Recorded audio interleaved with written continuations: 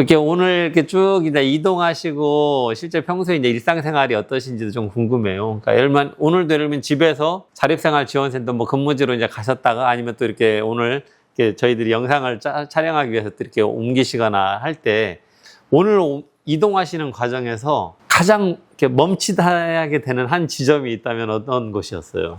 이 건물 들어올 때 엘리베이터 앞에 계단이 5개가 있었습니다. 예. 그래서 그럴 때는 이제 제 도와준 활동지원사가 앞바퀴를 들고 뒤로 해서 한 칸 한 칸 올라오는데 이게 좀 물론 비장애인들은 못 느끼니까 그렇게 이런 건물을 지었겠지만 예, 편의시설인 엘리베이터 앞에 왜 불편하게 계단을 만들어 놨을까? 예. 처음부터 이제 그런 것들을 좀 설계 과정에서 없앴으면 참 좋았을 텐데라는 아쉬움이 좀 많습니다. 예, 맞습니다. 이 건물에 엘리베이터가 있는데 공교롭게도 엘리베이터 앞에 굳이 계단이 4-5칸이 있는 거예요. 그래서 좀 저런 계단이 없는 그런 엘리베이터로 바로 접근할 수 있는 적어도 장애인 어떤 이동권이나 이런 편의시설이 잘 갖춰져 있는 곳으로 사무실을 두고 싶다.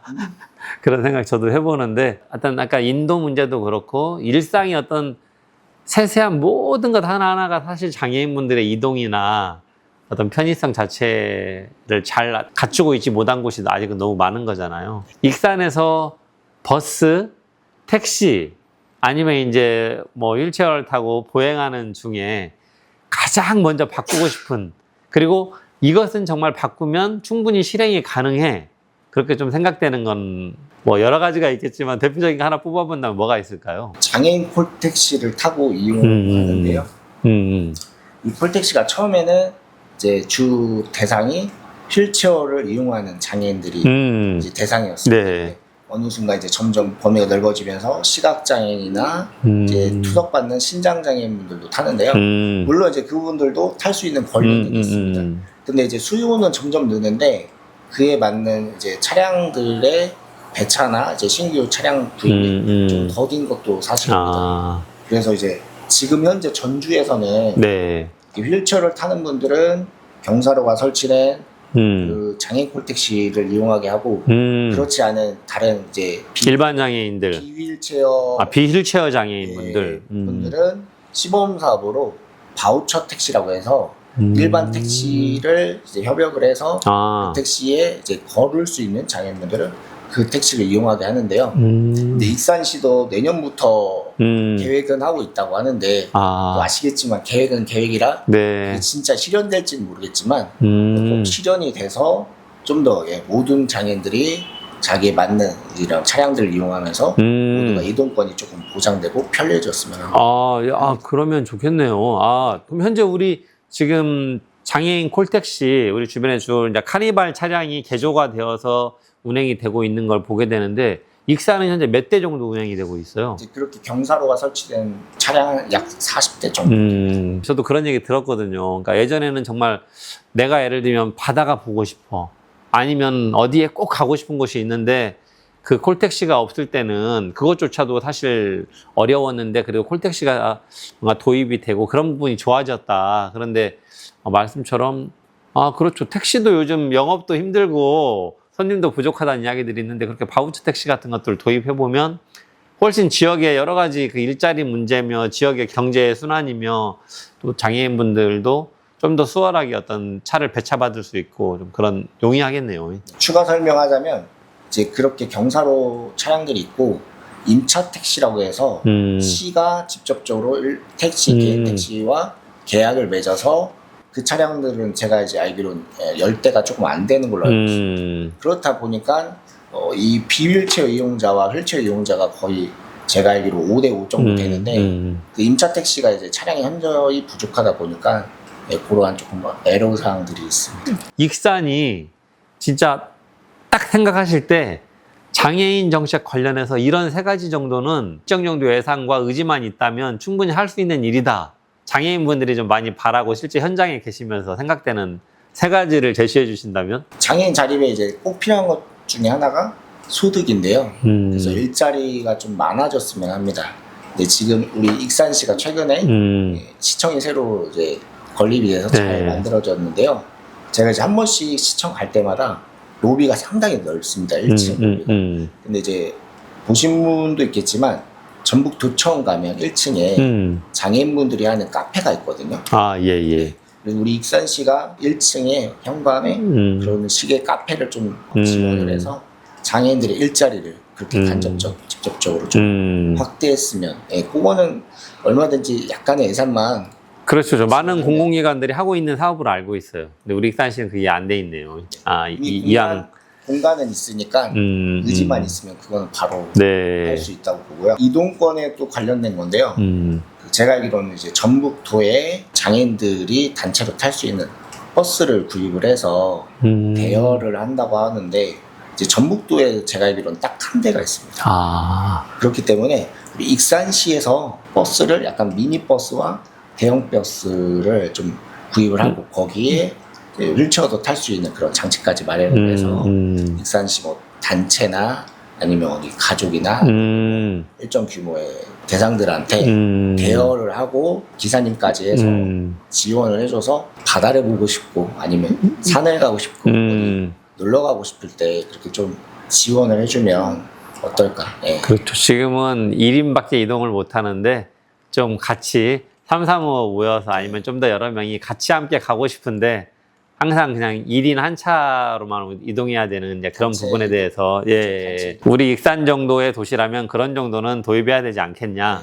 장애인들이 저 같은 경우도 그렇지만 요즘 MZ 장애인들도 많을 텐데 그분들이 쉽게 핸드폰으로 접근할 수 있는 플랫폼을 하나 뭐 앱 개발을 했으면 좋겠습니다. 그래서 외부에서 오더라도 익산에서 장애인분들이 이용할 수 있는 식당이나 관광지, 그다음에 뭐 공공시설, 뭐 화장실이나 그리고 일자리, 여러 가지들이 이용할 수 있고 쉽게 볼 수 있는 종합 플랫폼을 하나 만들어서 익산 지역 장애인뿐만 아니라 타 지역의 익산에 놀러온 장애인들도 그 플랫폼을 통해서 익산을 쉽게 이용할 수 있게 그런 앱 개발을 좀 해줬으면 좋겠습니다. 말씀하시는 세 가지 같은 게 도입되면 상당히 익산이 어떤 장애인 정책에서 그래도 좀 더 좋은 제도들이 시행되는 것 같은데, 이게 말씀하신 것처럼 장애인분들이 우리가 평소에는 뭔가 요구만 하고 뭔가 이렇게 좀 우리 사회 참여에는 상당히 그냥 항상 이렇게 수동적인 객체로서만 이렇게 보는 측면이 있잖아요. 근데 말씀 들어보니까 충분히 주체로서 참여할 수 있고 또 청년 어떤 장애인으로서 또 비장애인으로 살아왔던 삶의 경험도 있는 양쪽을 다 생각할 수 있는 이런 분들이 저는 정치나 행정의 테이블에 좀 참여해서 목소리도 내시고 직접 좀 그런 것을 입안하시는 어떤 장애인분들의 목소리를 내는 뭐 정치인이 되셔도 좋을 것 같고, 현재 청년 장애인 아니면 장애인분들이 정치 영역에 진출하는 건 대단히 미약하잖아요. 뭐 당별로 비례대표 정도 한 석씩 정도 이렇게 좀 배려를 받거나 하는데, 장애인분이 정치나 행정에 좀 직접 참여해야 된다고 생각을 하세요? 내가 너의 입장을 생각하고 정책에 반영해 줄게 라고 하는 거는 한계가 있다고 봅니다. 장애인 당사자의 입장에서 발언할 수 있는 젊은 정치인이 됐던 뭐 중년 정치인이 됐던 그런 장애인 정치인이 꼭 들어가서 우리 장애인들의 전체적인 의견을 반영할 수 있는 그런 분들이 꼭 참여해야 된다고 저는 보고 있습니다. 우리나라는 현재 전체 인구에서 장애인 인구가 약 5% 정도 되는데요. 5%? 근데 익산시는 뭐 여러 가지 그런 장애인 거주 시설이 조금 다른 지역에 비해서 많고 그러다 보니까 약 7% 7% 정도. 전체가 5%인데 2% 정도 더 많습니다. 익산시. 두 가지 이야기를 한번 같이 동시에 해주시면 좋을 것 같아요. 그러니까 우리가 왜 장애인들을 생각하는 아까 그런 정책과 이런 것들을 시행해야 되는가, 이 부분에 대해서는 뭐 다소 좀 언론적인 이야기일 수도 있겠지만 그런 것들이 가져오는 필요성과 효과, 뭐 물론 당연히 인권의 개념에서 보면 누구나 똑같이 인간으로서 존중받고 내가 누려야 될 권리를 국민으로서 누리는 건 당연한 건데, 또 장애인 측면에서 이야기하다 보면 조금 더 강조해 주실 이야기가 있을까요? 이제 그런 말이 있습니다. 장애인이 편하면 모두가 편하다. 제가 아까 초도에도 얘기했지만 그 인도길, 장애인들도 다닐 정도로 편한 인도길이면 유모차나 아니면 이제 나이가 많으신 노년분들도 쉽게 다닐 수 있거든요. 그래서 꼭 장애인 정책이 장애인한테만 도움이 되는 게 아니라 장애인도 편하면 모두가 편하기 때문에 뭐 예를 들어서 또 한 가지 얘기하자면 경사로 같은 경우도 뭐 LH 아파트나 공공기관뿐만 아니라 다중이용 시설은 건축 허가 단계에서 장애인 편의 진지법에 의해서 경사로나 장애인 화장실, 장애인 엘리베이터가 설치가 돼야 인허가가 떨어지는데 네. 근데 그렇게 설치된 장애인 법 때문에 설치된 그런 편의시설이 꼭 장애인만 이용하지 않죠. 그렇죠. 예. 그리고 뭐 유모차 택배 기사님들 여러 가지 무거운 짐을 짊어지고 갈 때 경사로 이용하고 모두가 엘리베이터도 다 이용하지 않습니까? 네. 그래서 꼭 장애인 정책이 비단 딱 장애인들한테만 적용되는 게 아니고 네, 그렇기 때문에 그래요. 생각하고 있습니다. 그런데 공감하는 시민들이 정말 장애인분들을 위해서 오늘 당장 할 수 있는 어떤 작은 행동의 변화 한 가지 참 이런 거에 시민들이 좀 생각하고 실천해 주시면 좋겠다. 제가 자주 다니는 미용실이나 식당은 처음에는 이제 턱이 있는 경우도 있었거든요. 근데 제가 계속 이용하다 보면 어느 순간 사장님들이 경사로를 설치하십니다. 예. 그래서 내 가게에 경사로 설치하기, 장애인이 이용할 수 있는 쉽게 접근할 수 있는 방법을 한번 각자 한번 구상해 보시는 건 어떨까? 진짜 공감이 됩니다. 어제 제가 영등 일동 환경복지센터에서 주민자치회 주민총회를 했거든요. 4층 강당에 한 이 5cm 정도 이 문턱에 방음문이다 보니 이 문에 약간의 턱이 생긴 거예요. 근데 어제 거기를 오가시는데 그 턱에 걸려서 제가 거기 행사장에 가서 인사 나누는 분 정도의 그 시간 사이에만 한 4-5분 정도가 크게 넘어질 뻔 하시더라고요. 그 경사로 하나가 딱 이렇게 있는 것이 정말 말씀처럼 장애인뿐만 아니라 비장애인에게도 이게 어마어마하게 큰 어떤 안전의 차이와 편리함을 주는구나 어제 좀 새삼 느꼈는데 비장애인으로 청년으로 건장하게 생활하시다가 장애인이 되셨고 장애인으로 또 생활하다가 사회복지사가 되셨고 지금은 오히려 장애인을 또 지원하는 그런 또 활동의 영역을 하고 계시고 앞으로 또 향후 가까운 뭐 1년이든 향후의 목표가 있다면 어떤 게 있을까요? 내년도에 이제 2026년 지방선거가 있지 않습니까? 내년도에 저는 이제 조국혁신당 통해서 시의원을 출마할 계획이 있습니다. 비장애인 분들조차도 뭐 그거 사실 결심한다는 건 쉬운 건 아닌데 장애인 분으로서 정치의 영역에 직접적으로 참여해서 뭔가 역할을 해보고 싶은 그 일이 정말 좋은 성과를 내시기를 응원드립니다. 시민들이 아니면 행정에서 정치에서 뭔가 좀 이런 변화가 되면 좋겠다 하는 짧은 메시지 하나씩 주실 만한 게 있을까요? 이제 변화보다 시민, 뭐 행정, 정치인들이 합심해서 완전히 단합하는 건 어려울 수도 있지만 같은 생각으로 같은 공동체 의식을 갖고 우리 사회권 선진국을 위해서 모두가 그래도 기본권적으로 행복해지는 세상을 위해서 함께 한다면 또 정치라는 것이 짧은 제 생각이지만 뭐 마술이나 마법처럼 우리의 삶을 바꿀 수는 없지만 기술과 방법으로 함께 한다면 바꿀 수 있다고 보는데요. 그 행동에 함께 동참하고 싶은 제 개인적 소망이 있습니다. 그러니까 모든 사람들의 어떤 인권과 기본권, 어떤 삶의 권리, 뭐 그런 것들이 다 보장되는 이제 그런 나라를 우리가 사회권 선진국이라고 이야기하는데 하여튼 뭐 북유럽 모델이라고 할 수도 있고요. 복지국가로 가는 데 있어서 잘 되기를 바라고 또 역할도 직접적으로 뭔가 하시고자 하는 의지도 있으시고 같이 함께 우리 익산을 위해서 좋은 일을 같이 하시면 좋을 것 같습니다. 이 영상을 보시는 분들에게 하고 싶은 이야기 마지막 한 말씀 부탁드릴게요. 일단은 제 가족들한테 항상 감사한 마음이 있고요. 그리고 우리 익산 참 좋습니다. 참 좋은데 우리 익산이 점점 쇠퇴해지는 느낌이 드는데